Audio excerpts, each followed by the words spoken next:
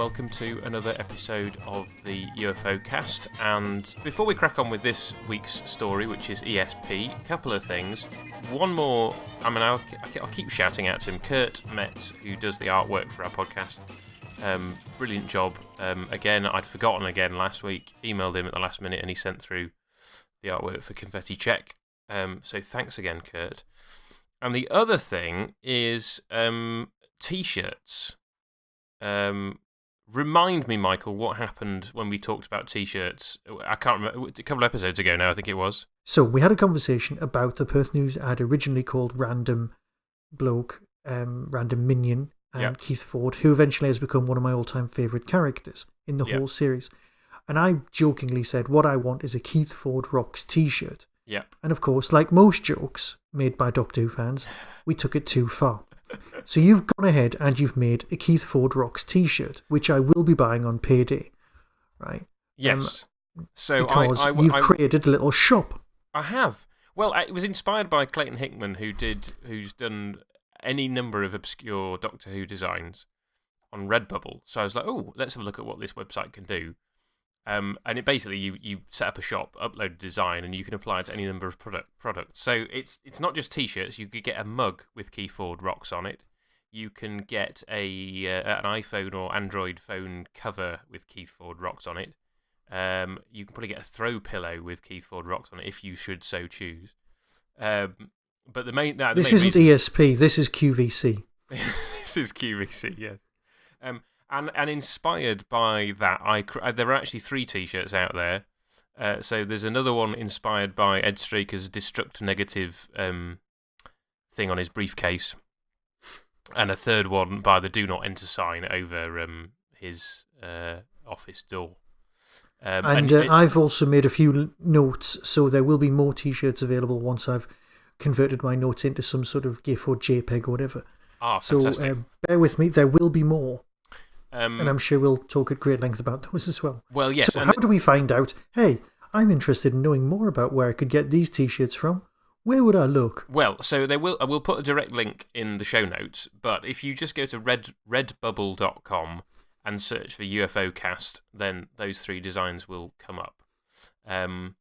We get a very small percentage of the price. I think we get about $2.50 for each T-shirt, and any money that we do make from these T-shirts will go towards the upkeep of the podcast. It does cost a little bit to run the podcast each year, and anything that we make beyond that, we're donating to the Alzheimer's Society because Jerry Anderson himself died from the disease. So we want to do our bit to support that. So if enough people buy T-shirts, then we'll be making a donation, and we'll let you know, listeners, as that goes on.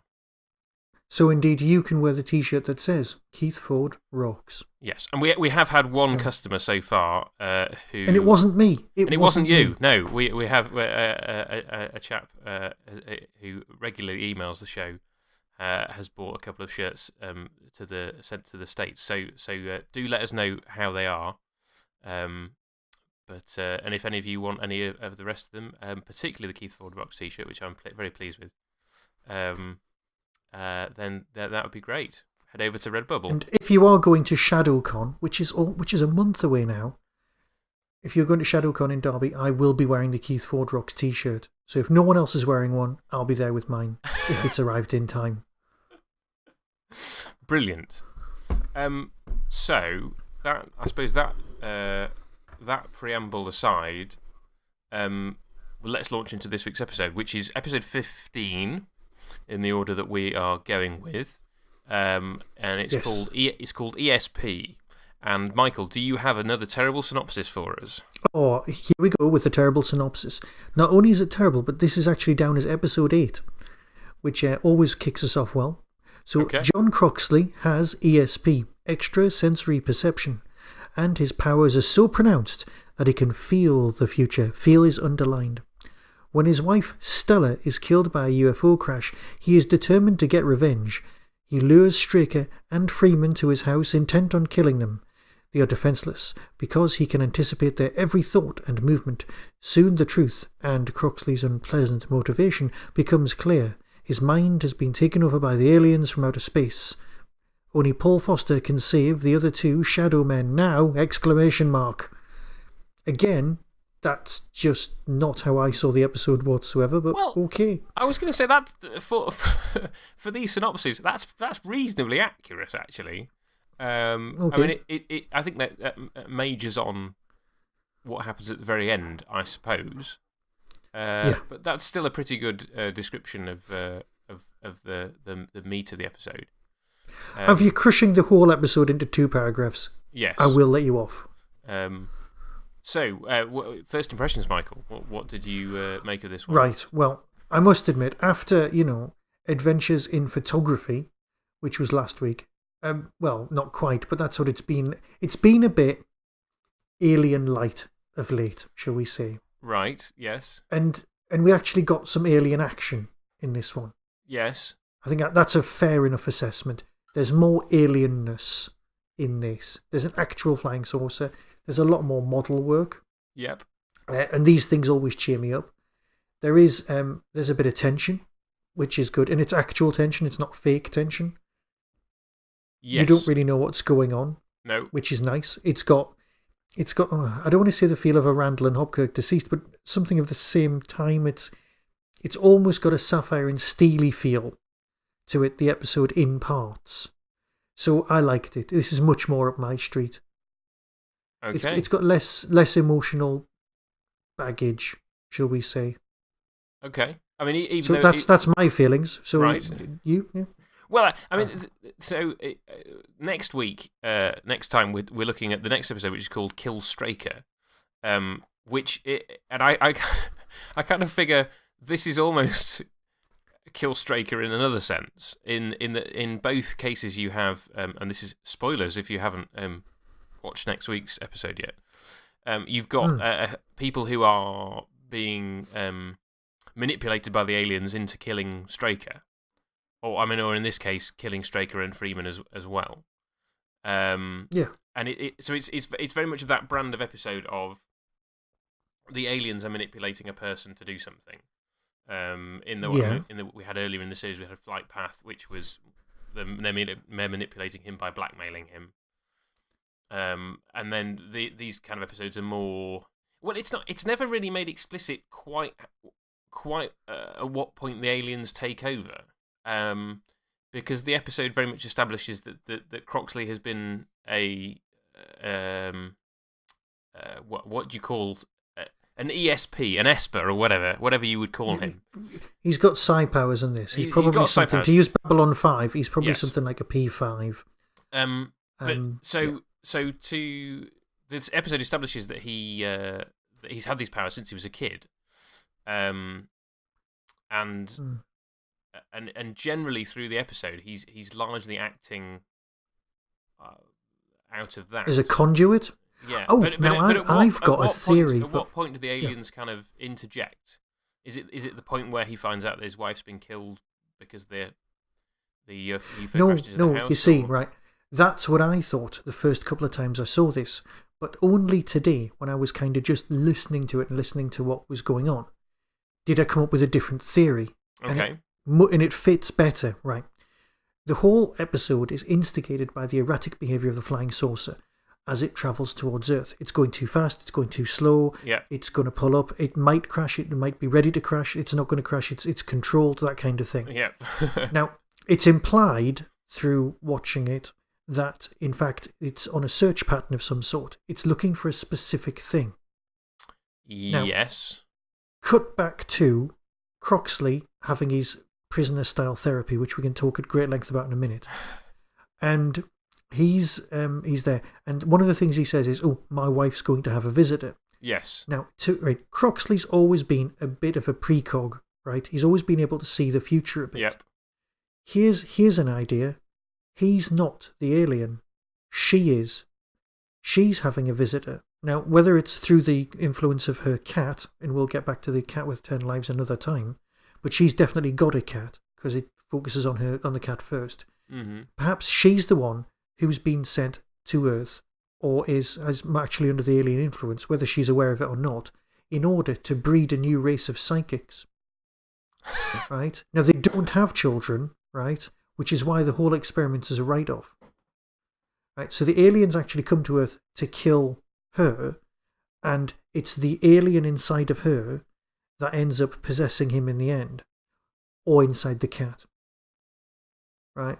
It's just a thought, because she's going to have a visitor, and all he's aware of is that she's having a visitor. He doesn't know anything about the aliens. And maybe he can step inside other people's heads, which is how come he knows and is able to write the script. But perhaps he's more of a pawn in this than the plot implies. Or am I reading far too much into it? It's happened before. Yeah. Well, no, I mean, I think he's very much a pawn in it. Yeah. For me, the question was more at what point do they take over? Yeah. And that didn't seem quite clear. And maybe that's not really necessary, I suppose. To the plot, you just know that by the time of that final showdown, he is to all intents and purposes fully a puppet of the aliens, because shall we use the word open. possessed without upsetting anyone? Yes, I mean I have no problem with using the word possessed. No, let's go with that then. Right. But then there is that odd moment at the end where he seemingly regains control and allows himself to die. Yeah.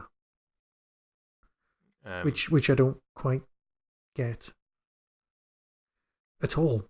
No?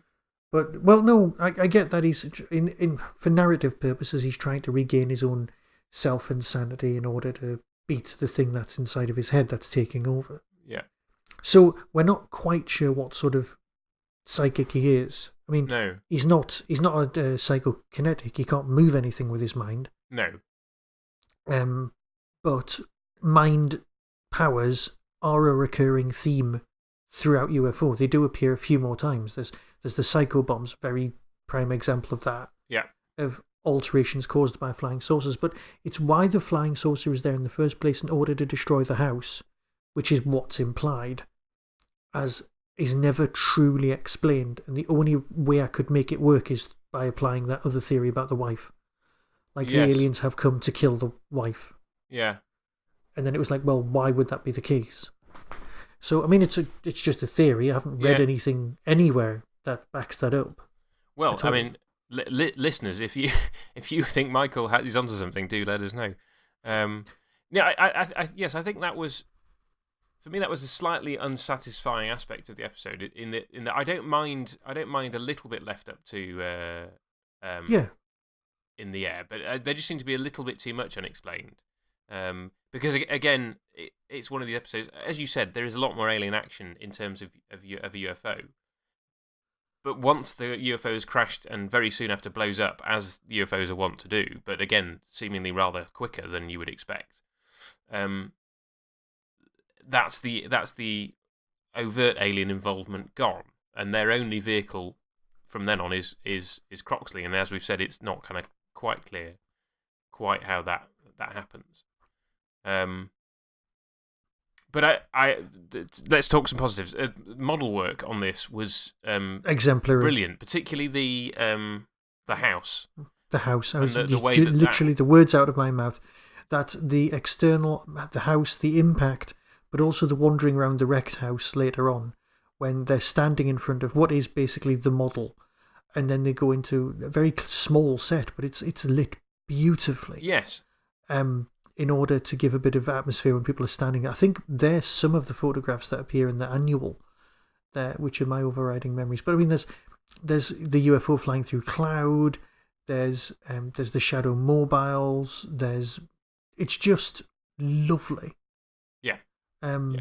Yeah. There's there's always great model work, but just yes. Yeah. Yes, no, I do think it's just particularly good. And as you said, the house, the way, I mean, it doesn't convince. It is obvious that there's chroma key, green screen to put them in front of the model of the house, but I don't really care, because the way that the set and the model mesh and everything, it works really, really well. Well, the UFO crashing into the house is as good as the flying saucer crashing into Big Ben in World War III Aliens of London. better for me. And, in one sense because it's not the wrong way round. What do you mean? Oh no, this is something I've never noticed. Oh, I'm sure it was mentioned on Doctor Who Confidential at the time. They filmed it one way round. Yeah. With the clock face the right way round, and they swung the model wing through it. And then when they were editing it, they realised that the way that they'd done the CGI, that and all the shots, that the flying saucer flew in from the opposite direction. So they had to flip the shot of the crash, which means that is fine, but all the numbers are the wrong way around. Which means the clock face is the wrong way around. Yes. I will so look at that next time. But that's by the by. These by. models are fab, yeah. Yes, these models are fab and the right way around, and they match up. Now, do we need to discuss the parapsychology aspect, or indeed science fiction's view of psychic powers? Well, I mean, this was the thing. This ESP is not an uncommon theme in, or at least calling it ESP. I mean, I can't think of a sort of recent example, but it seems in the 60s and 70s that the ESP was a very popular thing to write episodes of shows that could deal with that. Do you know about the example of Thor? Thor. You know Thor, the movies, the Ragnarok and all of those. The first one's called just Thor. Yes, I haven't seen the latest one, but yes, I've seen. Well, in the first one, I think it might have been Brian Cox or someone quite eminent was asked. They said, right, we need to describe. The Rainbow Bridge between Earth and where Thor lives. Valhalla, whatever it is. Anyway, they need a way of describing that, which was like, and they eventually came up with the Einstein-Rosenberg Bridge. Yes. And then he said, well, it's a wormhole. They went, yeah, we can't call it a wormhole because wormholes were in science fiction in the 80s and 90s, and we need a new phrase that we can use in the 2000s. Right. But even in the script, they said it's an Einstein-Rosenberg Bridge. You mean a wormhole? Yeah. So even in the script, they've turned it into that, but they had to find a new phrase that didn't sound dated. So it's a sci-fi phrase that's dated, that's moved on. So, yeah, you are right. ESP is something that used to be, I mean, it's banded around in Space 1999. It's kind of early X-Filesy, and then it fades away because we were always after more specific types of psychic powers labeling. There was the precogs, which kind of is primarily used in your what's that? Minority Report. Yeah, in Minority Report. But then in Babylon 5, you've got a specific branch of the side core who are like that. But then you've got your psychokinetics, your pyrokinetics, and it's the ones who can cause fire, the ones who can cause things to move, all of that business. And we kind of started pigeonholing them as sci-fi readers, going, right, well, these were the ones who can just move things slowly. These are the ones who can see the future. It's as if we were trying to break it down into sight and sound, and you know what I mean, and lifting things. It was a breaking it down into much more almost believable techniques. And I haven't seen The Men Who Stare at Goats, but I will see that at some point. Oh, yes. Because one of my all-time favourite films is Firestarter, so I'm a big fan of that kind of thing. There was a period in my life when I was really into that sort of film. You tell me, I'm not familiar with the film. Firestarter is by far Drew Barrymore's greatest movie, right? And I say that with absolute honesty. Her performance, right? It was basically made around the same time as E.T., so she's a tiny kid, a little bit later, but she's a kid who's going to reach puberty, and her parents were being experimented on by the CIA to get psychic powers. It's a Stephen King novel. Right. But it's a kind of, it's a semi-disposable film. This one and Dead Zone came out around the same time, and they're my two favourite Stephen King adaptations. And in it, she can start fires with her mind, but eventually she'll become like they're all terrified of her reaching puberty and becoming the most powerful creature in the world, so she can split people apart.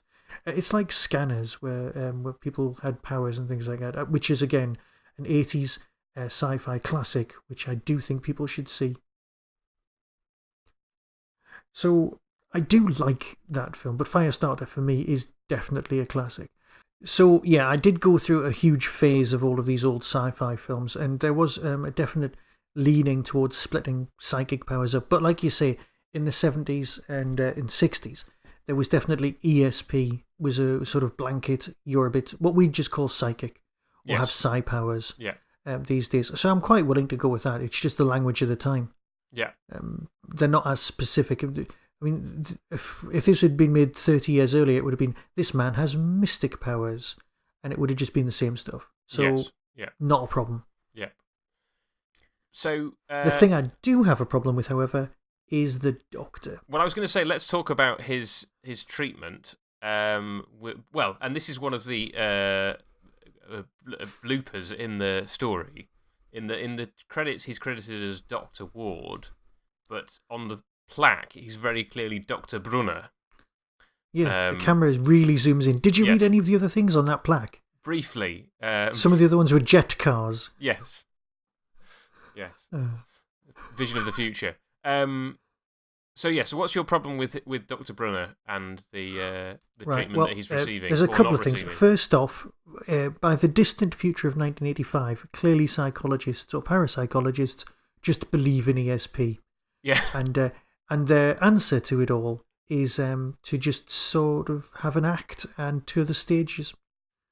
That's their entire therapy. Why don't you just set yourself up as a magician? Oh, thanks, Doctor. That's brilliant. Will that help with the nightmares? No. He's not a very good psychiatrist. That is not National Health. No, it's clearly a private clinic, isn't it?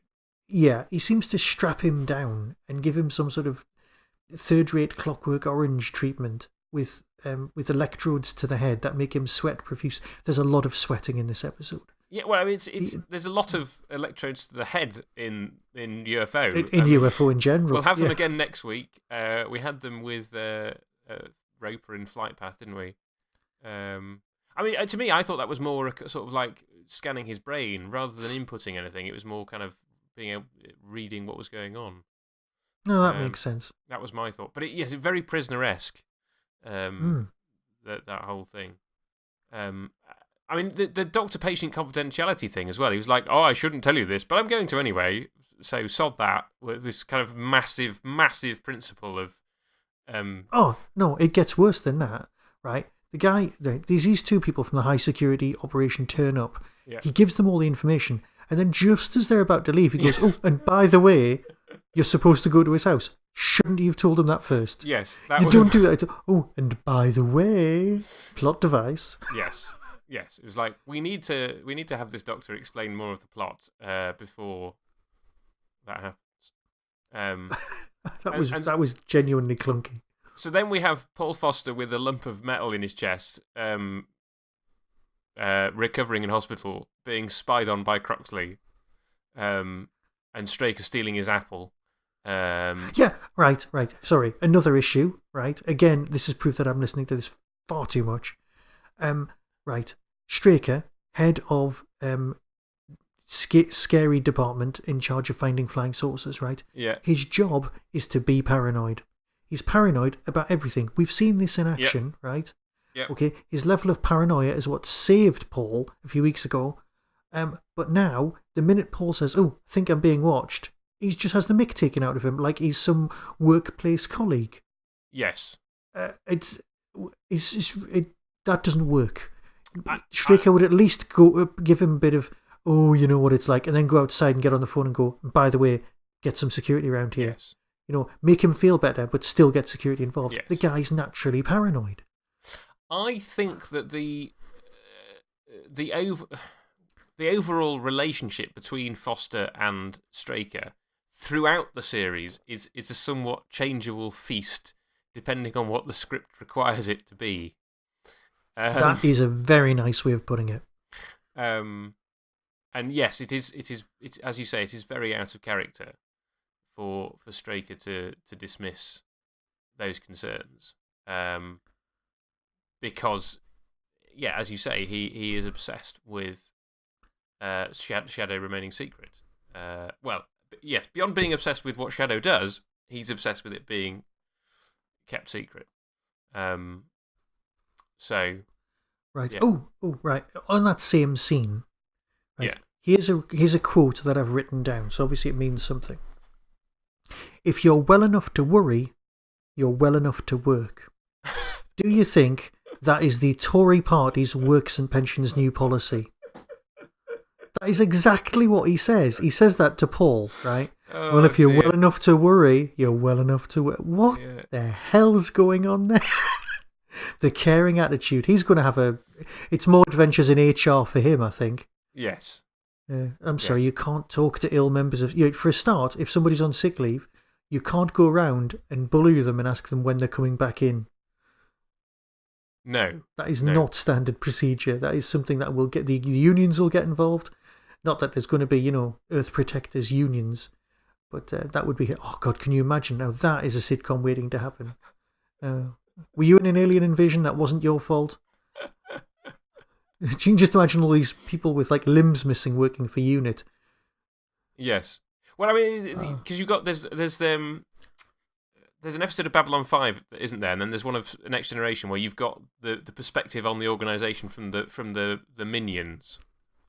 Oh yeah, haven't you? Yeah. And there's a Voyager episode the same as well. Yeah. Yes, so I'd love to see an episode of UFO from the point of view of bog standard Shadow guards. Not even Keith. Yeah, not even Keith. Yeah. No, because Keith is a kind of I don't know, from a Shadow guard who has to kind of go out and shoot people occasionally, or from the point of view of a moon-based technician or something. So yeah. Mind you, we kind of got that with Close Up. We did sort of, I suppose. Sort of. Yes, there's an element of that. Okay, now, here's something else. I do seem to be dominating this, so I apologise, but Croxley sends the script to the to the Wessex address of the studio. Yes. Right. Now, he uses about 200 penny stamps. Yes. Right, in order to attract attention to it. Yes. I think, or did he just have a lot of stamps left over? Well, I mean, the implication from the conversations that I had about it, both with Miss Eland and then when it's in the office, that's the assumption they make, isn't it? This person wanted this script to be read. I'm going to reward his ingenuity by reading it. Well, I must admit, because I'm willing to try something similar to that myself, because I'm trying to get an agent or at least get the book published. And the problem is, most places now accept only email applications, so you can't put a load of stamps on something, which is a shame, because I'm more than willing to take a page out of his book. Yes, I mean, this is interesting. This is something that this is not adventures in HR, but adventures in running a small business. I do a lot of networking, and I heard a talk last year from a guy who was basically talking about different types of marketing. And one of his suggestions was what they now call lumpy mail, because we've almost flipped in terms of we're just so used to emails now that we don't read a lot of them.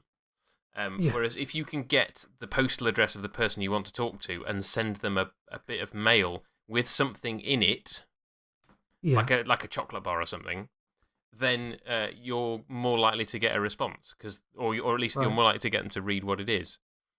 True. True. Although, as Terry Wogan said, the only piece of advice worth having is never eat anything they send you. Which I think is a very important piece. Always pull your socks up before you go on TV, and never eat any of the food that the public send you, ever. Well, I can imagine with something like that. I mean, it never did Henry Blofeld any harm, did it? The cricket commentator or the Bond villain? The cricket commentator. Or at least the caricature of him on Dead Ringers. And it was like, and Mrs. So-and-so has sent us this lovely cake. And then they would eat it in the in the half time. But anyway, it works. Croxley's script gets read. Apparently, inside baseball from the Bentley book, the script in question is actually just a copy of the previous episode. So Confessor Check. We need to be calling this Inside Bentley. Yes. Apparently it's just a copy of the script from the previous episode, Confess You Check OK, with an extra cover put on the top to hide what it actually is. See, that's nice. It is, isn't it? That is nice. It is. So but here's the interesting thing. He from what we know, he harvests his information from Foster's brain. Right. Doesn't he? So it's presumably Shadow, a script of Shadow as seen by Foster. But, as we've experienced and chatted about, Paul does get sent to do absolutely everything. He is the Riker of the episode. Because you see him on board Skydiver, you see him in the moon base, you see him in the mobiles. So he is definitely the person whose brain you want to get inside of if you want to know how everything works. Yes, I would agree with that, but it would be interesting for Straker and Freeman to properly read the script and see how they are portrayed by somebody who's read Paul's mind. It would be better than reading Paul's mind after, say, the episode where he hallucinates about being kidnapped by aliens. Or partway through next week's episode. Spoilers. Good point.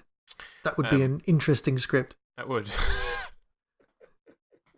But perhaps this just leads more credence to my whole meta level of theory that Jerry Anderson was in fact protecting the Earth. Yes. Yeah, you see, we just keep coming back to... Well, I just keep coming back to this, and I suspect this is a new TV series waiting to happen. Can I just say, you know my idea about UFO 2020? Yes. Starring Benedict Cumberbatch's mum. Yes. Well, I think that is... that's just a goer, because I've given it far too much thought. I keep coming back to it and scribbling notes in the margin and all sorts. Did you hear this week's Big Finish podcast? Bear with me. No, I haven't, but I'm sure it's relevant at some point. It is. Well, sort of. This month's brand new Doctor Who release for the monthly range has got the guy who played Garth Marenghi in it. Right. And are you a fan of Garth Marenghi? I beyond the name Garth Marenghi's Dark Place, I am unaware. I think that's basically it. I think you've mentioned it once in this podcast. I think it's because I'm just a ridiculous fan of it. Anyway, I emailed Big Finish saying, have you considered this? And normally their reply is no, or we have considered it, or go away. But Nick's response was, no, we hadn't thought of that. That's not a bad idea. We'll look into it. So I am definitely plugging for Garth Marenghi's Dark Place, Big Finish. Right. Oh yeah. Because it's what I want. So I want random stuff made by Big Finish just on my whim. So which brings us back to UFO 2020. So I'll be emailing them about that at some point. Because we could get, Mr. Anderson Jr. involved. And he could be making a nice UFO for us. Well, yes, I know. I mean, it's not going to happen, really, is it? Well, we've got Captain Scarlet from Big Finish, haven't we? That's true. And obviously he has directed, Jamie Anderson's directed Doctor Who stuff. And they're just doing Star Cops. Oh, I know. Can't wait. So I would suspect there would be the rights issue, as with everything, and the desire to do it. And we know Andrew Smith, late of Doctor Who podcasting's parish, is a UFO fan. Listens to this show, as far as we know. Hello, Andrew, if you're listening.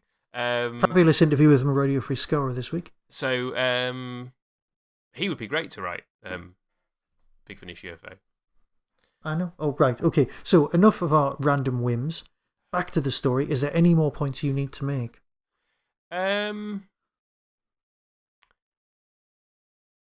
Not really. I mean, obviously, you do have the Numon with them in the house, which can only really end one way. Yeah. With the death of Croxley, or the death of Freeman and Straker, but then that would be the end of the show, wouldn't it? True. Yeah. Is it going to be the person you've never seen before, or the two main characters who appear in the title sequence? Yes. I mean, we'll come to him in Doctor Who Watch again, but just to say, the performance of John Stratton as Croxley, I think it's brilliant. He plays sort of gradually unhinged. Well, I mean, slightly unhinged to start with, but gradually more unhinged as the episode goes on. Very well, and he makes it very. I guess there's an element of that to do with the scripting and the editing as well, but he makes it very believable that he is finishing people's sentences and that he can see aspects of the future, and he knows which holster positions the two of them have and all that kind of stuff. There's the bit where he's having a flashback, and he's talking about how the kids can. He's describing another kid's packed lunch. Yes. And he's having a memory. Yes. Have you seen the film Night of the Demon, which is like in my all-time top 5 films of all time? I clearly haven't really seen any of the films in your top list, Michael. I will create this top list, and we will have an entirely different podcast about them, right? But Night of the Demon is a black and white film based on M.R. James casting the runes. Right. It is brilliant because there is a monster in it, and the monster is seen in the first minute of the film, and then is not seen again. Interesting. But there's the threat of the monster all the way through. The monster's a bit rubbish. The film was made in the either the very early 60s or the late 50s. But I've got it on Blu-ray somewhere. It's glorious. And I am totally overselling it, but it's one of my favourites for that reason, because it disobeys a lot of the rules of filmmaking. You get to see the monster, but nobody believes in the existence of the monster because it's a big demon. Anyway, there's a scene in it where there's a seance, and it is as spooky as hell. It belongs in the top 10 scenes. It's beautifully done. And somebody is speaking with a child's voice, and it reminded me so much of the way that this is done that that it just brought me straight back to that other movie. So if you ever want to watch a decently shot seance scene, again, that's the film for you. Okay. But I have completely oversold it. It's just it means a lot to it means a lot to me. Yes. Yes. I think there's other films with a similar name, so be wary. It's the Rocky Horror Picture Show when they're singing the song with all of the different names in the science fiction films. So it's the opening song. I won't ruin it for everyone, but it's science fiction double feature, and it's but one of the lines is Dana Andrews said prunes gave him the runes. That's what this film's because I set myself up to watch every single one of the sci-fi films mentioned in that song. In the late 80s, I set myself that challenge, and that was when VHS made things easier. So that's where I first came. Actually, I might have come across it earlier, but anyway, that reference brought me back to this because it's such a beautifully shot thing. So the denouement, great, but I know that Paul needs to step in, shoot someone, and it's done. And it's done, yeah. I just noticed something in watching the scene that when they ask him how long he's had it, and he says all his life, and then he says it got stronger a year ago. Again, there's another unanswered question of, well, what triggered it? What triggered it? Did the aliens plant something in his mind at that point? And then you get the alien speaking through him saying our planet is dying, our natural resources are used up. I mean, it's not new information, but it's nice to have it confirmed. I was going to say, but what we're getting it from apparently the alien's horse's mouth. Point of view, yes. Because all we've had is Straker's speculation. Yes. Yes. Whereas this is actually just because he's a central character, of course he's correct. But yes. That's what happens in fiction. In real life, it's usually bloke standing at the back going, I knew that would happen. Or, that's not why I thought they were coming. That kind of thing. That would be real life. But of course, in fiction, the person in charge is always right. Again, referencing next week's episode or next time's episode. Yeah. But yeah, so that's fine. I think though we should always question that. Yes. That sometimes narrators are unreliable deliberately. I'm thinking of a particularly famous Agatha Christie example. I will not name it in case there are people out there who have not read it, and I do not want to spoil the surprise. But the unreliable narrator is an ongoing theme. So yes, but that's deliberate, is what I'm saying. Whereas a lot of times, so for example, like you say in this, the Straker basically just supposes various things, and we're supposed to kind of take that on trust. But who's to say that he's correct? The scriptwriter may intend us to think that, but actually, if you kind of take this if you try and analyze it and take it as a real thing, then you should be able to kind of go, well, actually, no. Well, why is he correct? He might be wrong. He fills in some gaps. We don't know. The mystery is still very much there. We don't know whether the aliens started to enhance his ESP a year ago. We don't know what that was. We don't know what was going on with the cat, like you say. Yeah. Or was that the reason? Was that the reason that they wanted to take him out, and that's why they couldn't find him, because he was moving, because he was driving along the road? They knew where they'd implanted the information into his head, where they'd augmented him. Yeah. And they realised it was a year on, and they needed to take him out before his powers became too powerful. Yeah, quite possibly. And so they were coming to get him, but he wasn't where they thought he would be. That's possible. That does work as well? I think so. Yeah. Shall we do our things, what we always end with? Well, yes. Let's dive in with some Anderson watch. We've already mentioned him. Douglas Wilmer as Dr. Brunner. Did you recognise him from anything? I didn't. Well, the face looked very familiar, but then again, as so often happens, is I start thinking he's somebody completely different. So just put me out my misery. Well, no, I mean... you mentioned Anderson Watch, so... Yes, so, well, he appeared in an episode of Space 1999 and an episode of The Protectors, so... Right. Oh, no, he definitely looks like many of the people in The Protectors. Right. Well, the other sort of one or possibly two things to note... are you familiar with Nigel Stock as Dr. Watson? Oh, which Holmes was he with? Well, this is the question. He was with two Holmeses, because Holmes changed partway through. So the more remembered, because he's more famous, was Peter Cushing. Right. But that same series... he was originally played by Douglas Wilmer before he stopped and was replaced by Peter Cushing. But Nigel Stock was the through line of the Watson all the way through. Well, I must admit, I don't think I've come across that. I've never seen that particular version. I don't think it's available, because my dad always bangs on about the fact that Douglas Wilmer and Nigel Stock were his favourite pairing of Holmes and Watson. And I think because he's annoyed that it's never been made available. And I don't know whether that's because it's missing, because I know that some of the Peter Cushing, Nigel Stock stuff is definitely in existence. But linked to that, and also slightly linked through other means, is that presumably because he'd played Sherlock Holmes back in the day, he is in an episode of Sherlock. Right. Which obviously links back to Benedict Cumberbatch and Benedict Cumberbatch's mum, who is in UFO. Yeah. So... Right. We've all gone full circle. So you might recognise a much older version of him from having seen him. So does that mean that Mark Gatiss is listening to this podcast? I don't know. If you're listening, Mark, hello. Hello.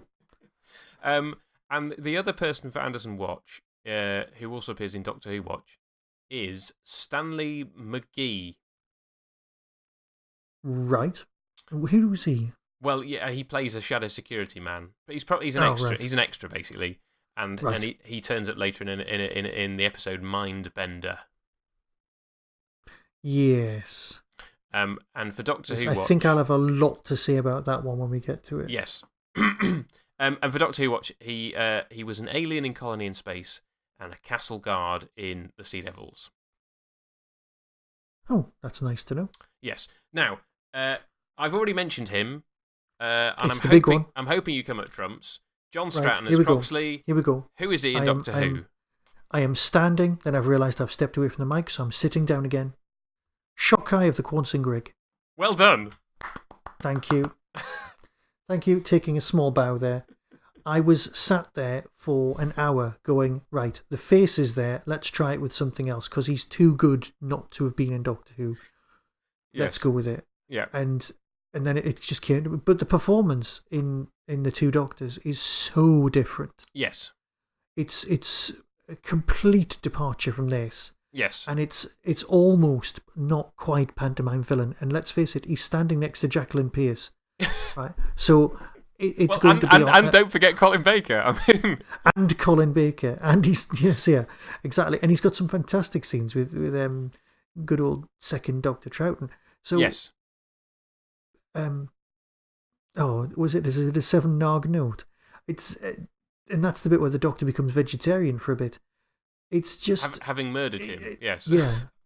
So good. Yes. So he's the highlight of that entire story. Oh, yes. Yes, he is. Yes. And he has the distinction of being one of the few characters directly murdered by the Doctor.